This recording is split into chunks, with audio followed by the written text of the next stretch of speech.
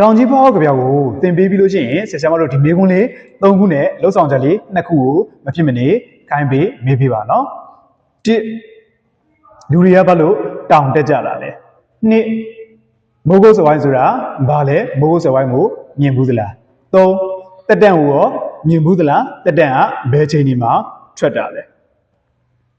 လှုပ်ဆောင်ချက်2ခုကတော့ခြေပွားဆိုတာဘာလဲလို့မေးပြီးရင်ခြေပွားနဲ့စပင်ကြားမှာရှိတဲ့ခန္ဓာကိုယ်ပြင်ပအစိတ်အပိုင်းတွေရဲ့နာမည်တွေကိုအင်္ဂါမိဘတွေနဲ့အတူဝိုင်းဝန်းဖြေရှာပြီးတော့အင်္စာအဖြစ်ရေးခိုင်းဖို့ပါပဲလှုပ်ဆောင်ချက်နံပါတ်2ကတော့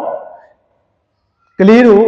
လှုပ်ဆောင်ခဲ့မှုတဲ့ခက်ခဲတဲ့အရာတစ်ခုကိုအတန်းရှိမှာထွက်ပြောခိုင်းတာမျိုးကလေးတို့သွားမှုတဲ့ခီးတစ်ခုကိုအတန်းရှိမှာထွက်ပြီးတော့ပြောခိုင်းတာမျိုးပဲဖြစ်ပါတယ်ဆရာမတို့ဒါလေးတွေဝိုင်းဝန်းပြီးတော့လှုပ်ဆောင်ပေးကြပါအောင်လို့ညစ်တာရက်ခံပါတယ်အားလုံးကျေးဇူးတင်ပါတယ်